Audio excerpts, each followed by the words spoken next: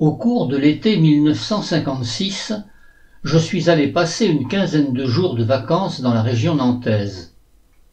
André Taureau, le cousin de ma mère, était venu nous rendre visite aux Rivières. J'avais fait sa connaissance. Il était le fils d'un des frères de mon grand-père Jacques. Il avait un fils, Jean, qui avait le même âge que moi. Ils habitaient à Nantes. André était le directeur et le responsable des jardins de la ville de Nantes. Veuf, il s'était remarié et sa femme avait également un fils de notre âge, à Jean et à moi. André et sa femme possédaient une villa de vacances sur la côte atlantique, à Tare-en-Plage. André m'avait invité et j'avais pris le train à Saintes pour les rejoindre au mois d'août dans cette cité balnéaire. Après une dizaine de jours durant lesquels j'ai pu profiter avec mes cousins des plaisirs de la plage, André et sa famille m'ont emmené avec eux dans le logement de fonction qu'ils occupaient à l'entrée des jardins de la ville. Il y avait de nombreuses serres. André était heureux de me montrer l'une d'elles, qui avait la particularité d'avoir été dirigée par mon grand-père Jacques, le père de ma mère Mathilde. J'ai pu voir le registre où mon grand-père notait le nom des plantes qu'il cultivait et qu'il entretenait. C'était la serre tropicale dont il avait la responsabilité et la charge. Mon grand-père Jacques n'était pas allé à l'école lorsqu'il était jeune. Il avait appris à lire et à écrire à l'âge de 20 ans. Comme il était particulièrement doué, il avait ensuite rapidement progressé et il était devenu directeur d'un centre de réinsertion pour jeunes délinquants à Puylleborough, près de La Rochelle, puis il était devenu responsable de cette serre tropicale dans les jardins de la ville de Nantes.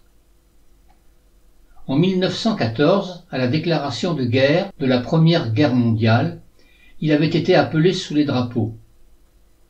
Compte tenu de son âge, au moment de son incorporation, il avait alors 39 ans, il avait été affecté dans la réserve et avait été muté à Poitiers. Mon grand-père avait quitté la ville de Nantes et il avait acheté cette très petite ferme de 4 hectares au Châtre, dans la commune de Jasneuil, dans le canton de Lusignan. Ma grand-mère Marie s'y était installée avec ses enfants, Eva, Raoul et Jacqueline. Ma mère était née 3 ans plus tard, en 1917, suivie de mon oncle Albert. Tout cela me fut raconté par mon oncle André au cours de mon séjour à Nantes. Au cours des années qui suivirent, après la guerre, mon grand-père continua à cultiver la terre de cette petite ferme qui suffisait à peine à faire vivre la famille. Ma grand-mère Marie confectionnait des fromages grâce au lait de ses chèvres. Elle les affinait dans un garde-manger dans son grenier en les plaçant sur des feuilles de châtaignier qu'elle ramassait à l'automne et qu'elle faisait sécher. Ces fromages eurent très vite une grande réputation et elle les vendait pour la plupart à l'hôtel du Cheval Blanc, situé au carrefour de la route de Niort à Poitiers et de la route de Jasneuil, en face de la place de l'église, où se tenait le marché de Rouillé chaque vendredi. Les autres fromages étaient vendus sur le marché. Mon grand-père, durant l'entre-deux-guerres, participa à la création et au développement du premier syndicat agricole. Il était devenu très lettré. Il lisait les œuvres de nombreux auteurs et philosophes. J'ai hérité de ma mère, qui m'en a fait cadeau, du 2e tome et du 3e tome de l'Émile de Jean-Jacques Rousseau. Ces livres ont appartenu à mon grand-père et font foi de son niveau intellectuel. J'ai mieux compris, après ces révélations, le jugement que mon grand-père avait émis à l'époque à mon égard, lorsqu'il avait dit avec une pointe d'amertume « On ne fera rien de ce gamin ». Une anecdote racontée par ma mère me revient à l'esprit. Mon grand-père, lors de ses activités syndicales agricoles, allait régulièrement à Poitiers rencontrer le délégué régional du syndicat. Il avait l'habitude, lorsqu'il allait à ce rendez-vous, et malgré son peu de moyens financiers, d'apporter à la femme de son hôte un fromage ou une volaille que ma grand-mère avait préalablement plumée pour la préparer. Un jour qu'il avait apporté un poulet, il entendit la maîtresse de maison dire à la bonne de jeter la volaille à la poubelle. La raison en était qu'il devait rester sur la peau quelques duvets que les fermières éliminent habituellement en passant le volatile sur une flamme avant de le faire cuire. Elle avait accompagné cet ordre d'une remarque déplaisante à propos de ma grand-mère. Lors d'un déplacement suivant de mon grand-père, ma grand-mère lui demanda s'il n'emportait pas quelque chose à l'intention de son ami syndicaliste. Mon grand-père lui répondit que ces gens ne le méritaient pas, et il raconta la scène vécue et l'humiliation qu'il avait ressentie, et ce fut la fin des attentions à leur égard. À mon retour des vacances nantaises, j'eus une surprise désagréable. Durant mon absence et juste après mon départ, mon père s'aperçut qu'il manquait de l'argent dans la caisse de son bureau. Cet argent correspondait à la vente des plaquettes de beurre faites aux habitants du village et aux laitiers qui en emportaient dans leur casier pour rendre service aux fermiers durant leur tournée.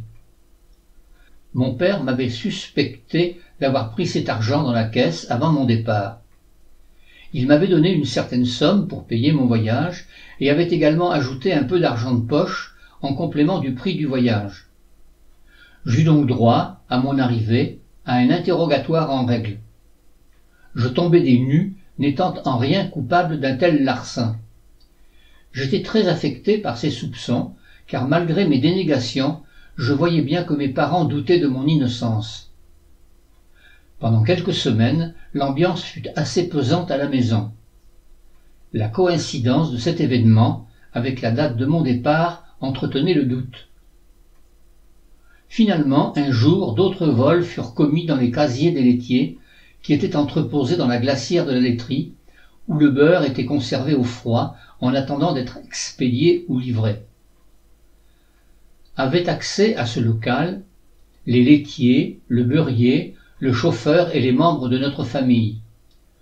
Je n'étais donc pas le seul à pouvoir avoir eu ce genre d'indélicatesse. Il se trouve que depuis quelques mois, un nouveau laitier avait été embauché par mon père. Les soupçons finirent par se porter sur sa personne, mais pour pouvoir l'accuser, il fallait avoir une preuve. Mon père lui tendit un piège et il finit par se faire prendre. Des billets, discrètement marqués et placés de telle sorte qu'ils soient dérobés, furent retrouvés dans son casier. Le laitier, démasqué, fut obligé de reconnaître son larcin et avoua également avoir dérobé l'argent pris dans la caisse du bureau. Il fut licencié et je fus définitivement blanchi à mon grand soulagement.